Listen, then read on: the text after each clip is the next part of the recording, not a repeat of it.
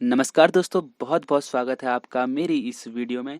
दोस्तों, आज मैं आपके लिए लाया हूँ एक कहानी। कहानियाँ तो आपने बहुत सुनी होंगी, पर उत्तराखंड का सौंदर्य जितना आकर्षक है उतनी ही सुंदर यहाँ की कहानियाँ यहाँ के लोक कथाओं और गीतों में दिखाई देती है।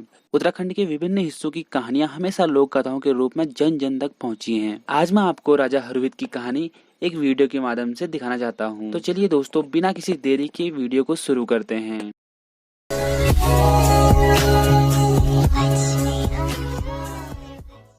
यह कहानी करीब 200 साल पुरानी है, जब अल्मोड़ा के गुजुकोट में राजा समर सिंह का राज था। 4 पट्टियों के राजा थे समर सिंह, जिनमें बहुत सारे गांव बसे थे। अन्न धन और प्रकृति की भी पूरी कृपा थी। राजा के 7 बेटे थे और उन्होंने उनकी बहुत जल्दी शादी करा दी। 7 बेटे 7 बहुएं, एक रानी थी। समर सिंह का परिवार पूरा था। ना खाने पीने की कमी थी, ना किसी का डर था। लेकिन कहते हैं ना, जब बुरा वक्त आता है तो ऊंट में बैठे हुए इंसान को भी कुत्ता काट लेता है। तो बस कुछ ऐसा ही हुआ समर सिंह के साथ।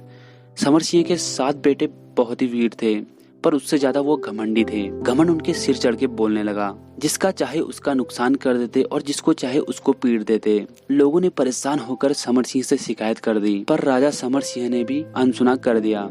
फिर लोगों ने अपने देवी देवताओं को पुकारा और कहा कि राजा के 7 बेटे बीमार पड़ जाएं, उनका विनाश हो जाए। और देवी देवताओं ने भी निराश नहीं किया लोगों को। राजा के 7 बेटे बीमार पड़ गए। बीमार पड़ने के कुछ समय बाद उनकी मौत भी हो गई। राजा यह सदमा झेल नहीं पाया और उसकी भी मौत हो गई। रानी अपने बेटों और पति की मौत से बेहद दुखी थी, लेकिन उस समय वह गर्भवती थी।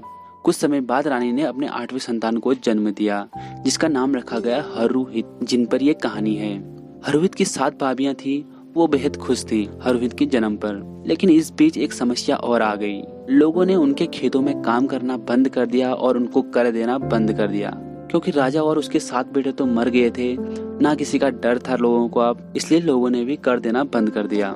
कभी उनके पास अन्न धन की कोई कमी नहीं हुआ करती थी, लेकिन आज जीवन जो है गरीबी में व्यतीत हो रहा था। हरुहित का बचपन भी गरीबी में ही बीता, लेकिन वह बचपन से ही वीर था। उसकी माँ और उसकी भाभियों ने भी अतीत के बारे में उसे पता नहीं चलने दिया। पर एक बार वह अपने दोस्तों के साथ खेल रहा था। उस खेल में वह राजा बना था और एक लड़का चोर। हरुहित ने आदेश दिया कि चोर को पकड़ के लाएं, उसका हाथ पांव बांध दें। हरु ने उसका कान पकड़ा और उस पर एक जोरदार लात मारकर कहा कि आज से चोरी नहीं करना। वह लड़का मार खाने से तिल मिला गया। उसने एक अनहोनी बात कह दी। उसने कहा, अगर तुम इतने ही ताकतवर हो तो असली राजा क्यों नहीं बनते? तुम्हारी 4 पट्टियों तक जमींदारी थी, तुम्हारे खेत बंजर पड़े हैं, तुम्हारा कर कोई नहीं भरता। अगर तुम वास्तव में एक वीर हो तो अपना कर लेके दिखाओ। 14 साल का था तब हरुहित।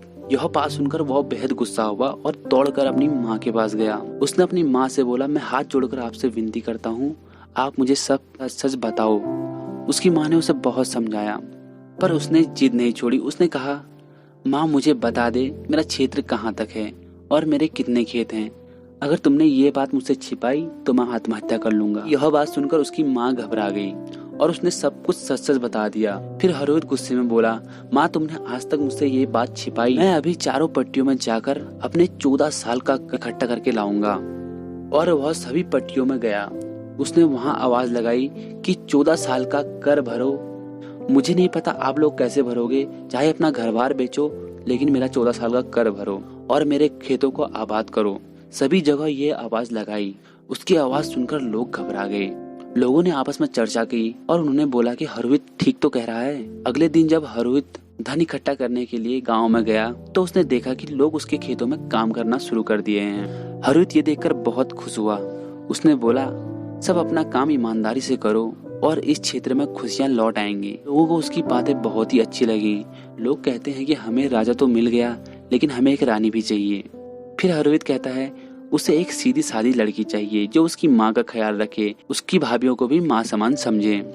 जब हरु की भाभियों को ये बात पता चली और उन्होंने चर्चा की, उन्होंने बोला, हरु तो अपनी पत्नी की बात सुनेगा और वो रानी बन जाएगी, हम नौकरानी बन जाएंगे। उन्होंने कामना की कि हरु और उसकी पत्नी खेत का चावल ना खा पाए।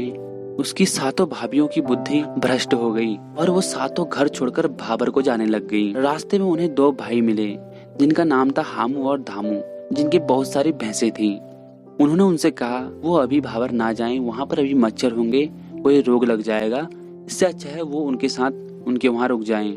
इधर हरवीत घर पहुंचा। उसने देखा कि भाभियां अभी काम से वापस नहीं आई हैं। उसने अपनी माँ से पूछा।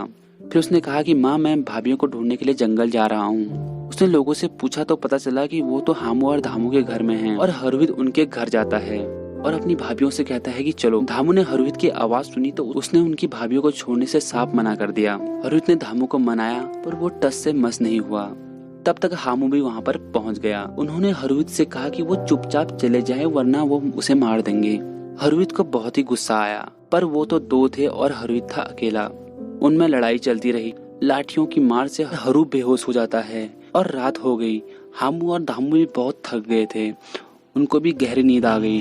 हरवीत रात को अपनी माँ के सपने में जाकर बोलता है कि वो चानी खेत में बेहोश पड़ा है। उसकी माँ कहती है उसे वहाँ जाने की जरूरत क्या थी और उसकी माँ कहती है तू निराश मत हो, मैं तुझे बचाने के लिए आ रही हूँ। अपनी देवी देवताओं का आशीर्वाद लेकर उसकी माँ वहाँ पहुँच जाती है। वो हरवीत के पास गई और उसके सर में हाथ फेरा तो हरवीत को होश आ गया। उसने सट से अपनी तलवार उठाई और जोर से चिल्लाया। दोनों भाई बाहर आए। वो लाठियों से हरवीत को मारने की सोच रहे थे पर हरवीत ने चालाकी दिखाई और उनके सर धड़ से अलग कर दिए। उसने अपनी सातों भाभियों से घर चलने को बोला और उनके पास अब कोई विकल्प बचा नहीं था। हरवीत की भाभियों ने बहुत मनाने की कोशिश की। उन्होंने कहा हम तो तेरे सहारे पूरी जिंदगी बिता रहे हैं, अगर तू ही शादी कर लेगा तो तुम्हारी पत्नी हम पे हुक्म चलाएगी। हरवीत ने कहा मैं शादी तो जरूर करूंगा, मुझे एक रानी तो चाहिए लेकिन मैं तुम्हारा भी ध्यान रखूंगा। उसकी भाभियों को हरू से छुटकारा पाने की एक और तरकीब सूझी। उन्होंने कहा तुम्हारे लिए तो इस दुनिया में केवल एक लड़की है, वो भी भोट देश की मालू रोतेली। तुम भोट देश जाकर उससे शादी कर लो।